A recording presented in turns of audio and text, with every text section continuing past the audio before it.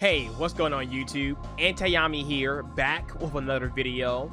This video is gonna be something special. I decided to analyze one of my Elite Smash matches that I particularly like.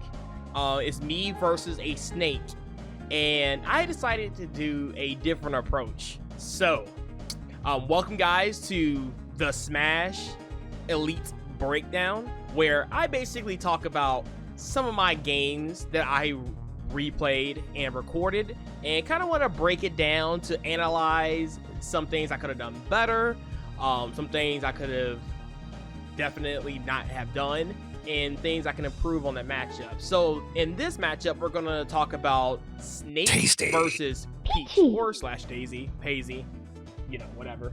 So we're going to go into it. As you guys can already tell, the video is called I Camp Back. So in this particular set, I decided to camp out the snake player. So I played already game 1 versus this guy, and he did nothing but press the B button and spam nades. So I decided to do a different approach in game 2, which in game 1 I barely clutched it out. I was at like 158 and he was at like 114. He did like this really bad off-stage play, and I back aired him, and it killed him at like 125. So kind of got lucky. So going into this game, I decided to switch my gears a little bit. So let's just hop in and see what we have here. All right. And I was trying to break down like every little detail and what I was thinking in each approach and or setup here. So essentially, I begin the match off with a turnip pull here. Pretty standard, right? This is probably my key way of getting in on this matchup. Turnips can do a couple things. If I happen to hit him with turnip, I can combo that with like grab at low percent, or I can at least deter him away from his nade that he's probably spamming, and then get some free follow-ups, which will happen throughout this game. But normally I want to have a turnip in hand, so when I'm ready to approach him, I can actually get something started with him, essentially. So, as you guys already can tell, I immediately jump on platforms here. So I'm gonna use this as a guide here. So basically, I'm going to stay away from him if he's spamming grenades, and I'm gonna like try to force him to approach. And I'm gonna do that by basically jumping between these platforms here. So I'm going to force him to approach, because his nades technically don't really do much unless you don't know how to like deal with grenades. So basically, we're going to just play this matchup slow, kind of like how I did in Brawl, where Peach wasn't such a good character and Snake was an amazing character.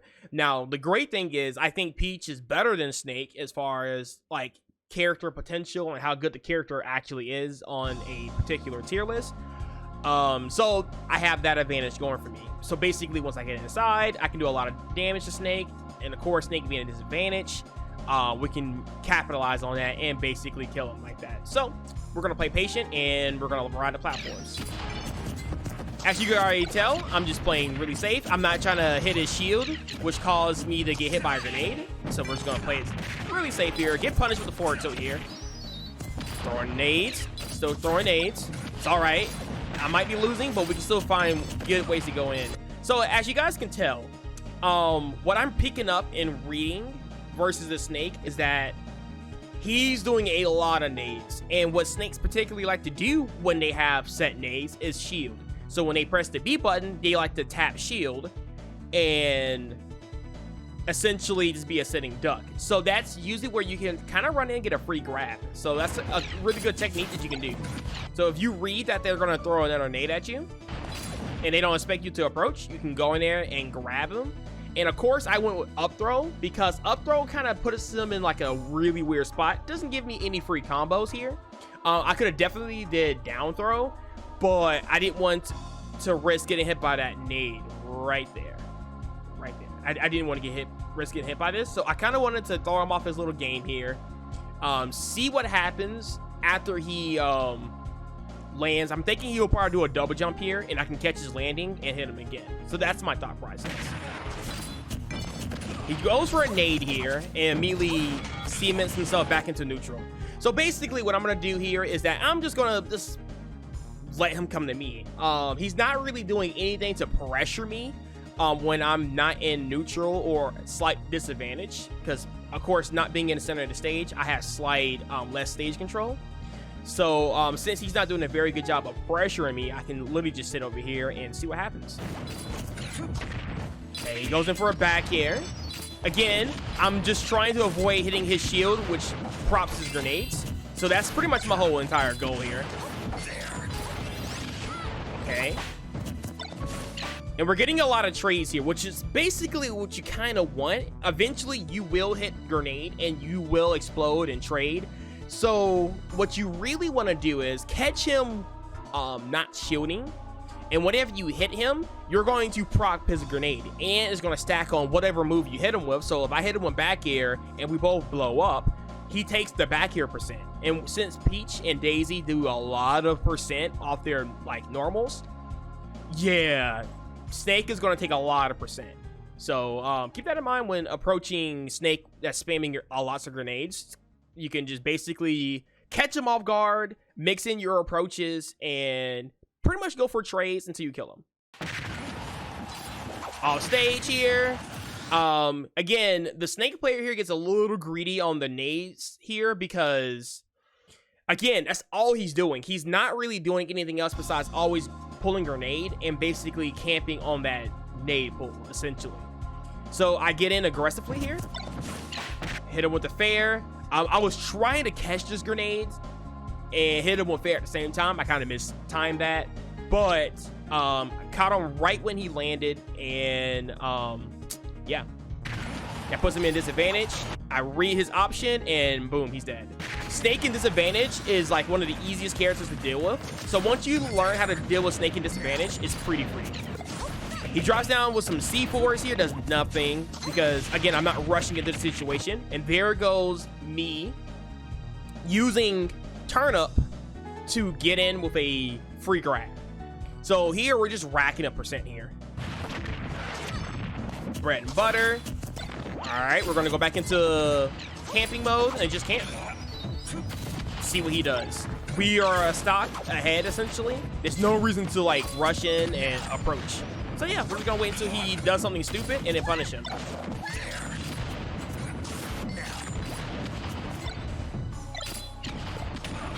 Now, in this particular situation, I kind of figured that he was gonna do like either dash attack or roll here.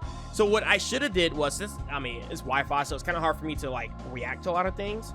But when he approached here, and he jumps here, when he lands here, he decides, instead of just doing a basic shield here, decides to roll in. And of course, offline, I probably could have reacted to this with a down smash, because that's probably like my fastest action that does a lot of percent offhand. But instead, I didn't react to it, and he gets in and hits me with up tilt real quick, which is very slick. Very cool mix-up for him. And catch my landing with that really good dash attack. Again, I had float and jump, so there's no reason for me to get hit by this dash attack. Snakes love to go for the burst dash attack, so that should have been pretty obvious. Now I'm off stage, and this is where Snake thrives. So I had to dodge up smash, nades, and Nikita. He kind of messes up here. I'm not sure what the heck he was going for, honestly. I'm not sure he was supposed to jump off, do a B reverse here, but he decides to jump off stage and do a Nikita, which is kind of... yeah, I don't know, but it gives me free stage control, so we'll take it. But I decided to get a little greedy here. Since Snakes sometimes don't like to snap to ledge, and side B is very good at lingering, especially if you hold down at the ledge. Peach/Daisy can basically linger with this incredibly strong move that can like either two-frame a lot of characters or hit characters that don't snap the ledge. So you just go behind him and side B him, hold down, you don't snap the ledge, and you're continuously Peach bombing or Daisy bombing the ledge, which, again, puts him in a very bad spot. And I try to go for it here again. I slightly miss it, very unfortunately. I think Fair would have probably caught him, but I was really banking that side B would catch him again. And I will say this, Side B in this matchup when Snake is off stage is busted. Also, a really good tidbit is that if he ever tries to Nikita you, you can also just go for a side B. And you can bounce off the Nikita, and you can have a little bit of height, and you can jump back on stage, and you can actually punish Snake for it if you're close enough. Just depends on the position. But you can actually just Peach Bomber the Nikita, and that will give you a free recovery, essentially. Okay, so I kind of figured that he will go for a roll here, so I decided to cover that option with dash attack, which evidently worked out. Since this is Wi-Fi and it's hard for me to react, I went for a hard read here. If he chose different options, he would have been either A, in the air, or B, still at the ledge, and I'll still be pretty much at an advantage. So dash attack here was just pretty free here. Still keeping up with my game, pulling a turn up and just camping and waiting for an opening. Essentially is the game plan here. Now I'm back in a good spot here, so now he has to approach somehow. Going for a fade here, just in case he runs in with that nade and gets a little greedy. Now you can tell like his game plan is kind of messing up, because game one, he really wasn't really messing up any of his nade pulls, right? Like he never really self-destructed himself. He never blew up. Now I can tell like he's really getting frustrated because he's not used to being reverse camped, essentially, right? Because he's throwing up like a really fake weak zone here.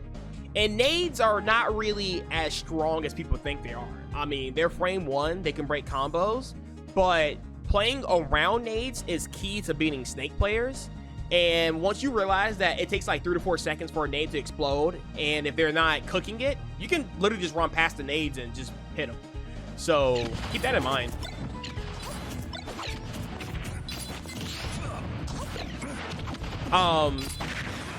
I kind of did this really weird like float cancel down turn up throw. I didn't mean to do that because it kind of put me in a really weird spot, but it kind of worked out.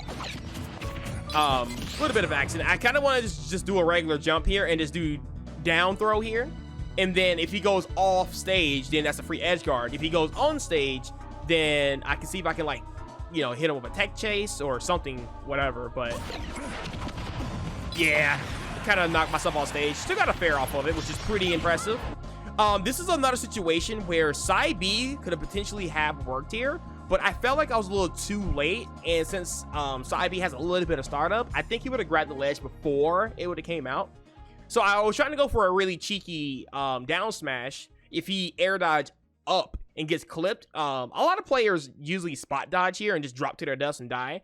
If they react to it, I can also just run off stage and back air, and that also will pretty much kill him, because Snake at 150 gets hit by Peach back air will probably be untechable, and that's gonna be a stock.